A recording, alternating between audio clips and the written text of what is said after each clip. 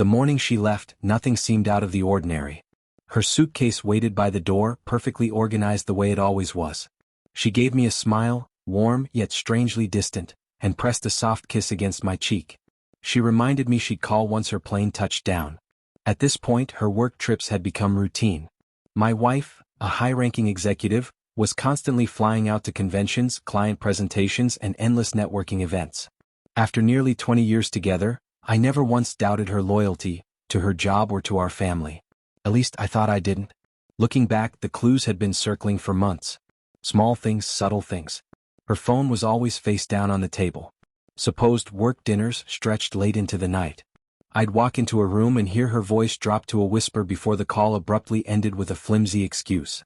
Even then, I didn't want to become the husband who imagined things that weren't there.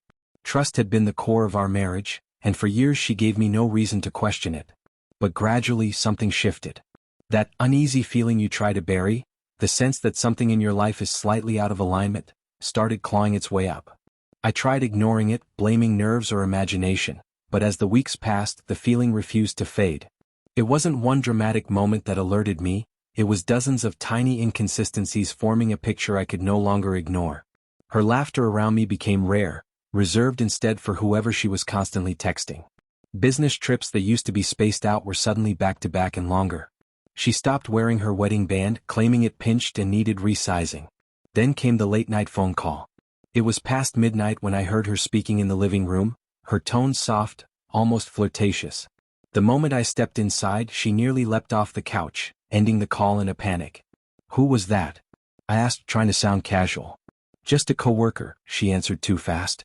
"We're finalizing details for next week's conference." Her words made sense, but her eyes didn't. Everything changed a week before her next trip. We were on the couch, her on her phone, me pretending to watch TV.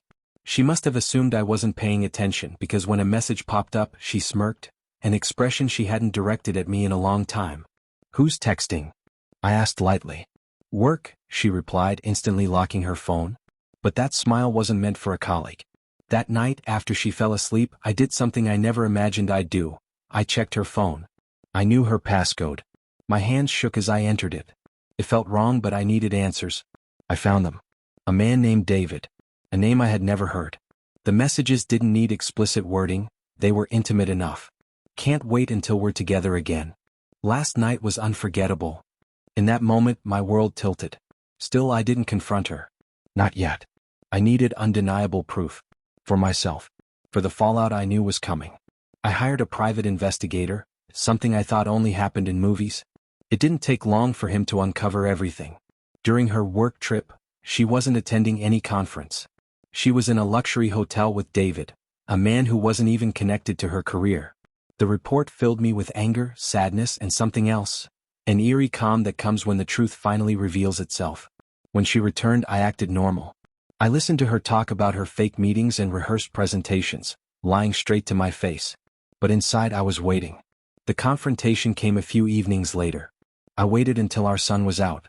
I poured 2 glasses of wine, set the investigator's file in front of her, and said, "Explain this." She froze. First came denial, then crying, then begging. She insisted it was a mistake, swore it wouldn't happen again, pleaded for another chance. But I wasn't interested in her revision of events.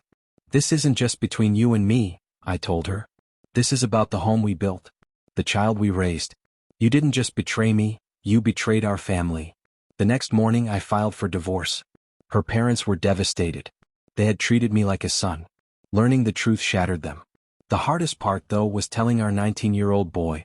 I didn't go into graphic detail, but I told him enough to explain why everything was about to change. He was hurt, furious, confused, but he stood by me. Fully. The divorce was ugly as most are. She tried to repair the damage, kept saying she had made a horrible mistake, but I couldn't return to a life built on broken trust. As for David, their relationship fizzled out quickly. He moved on to someone else, leaving her alone to face the consequences of her choices. I, on the other hand, started rebuilding. I reconnected with friends I drifted from, revisited hobbies I abandoned years ago, and eventually began seeing new people. My relationship with my son grew stronger. We both had to pick up the pieces, and we did it together.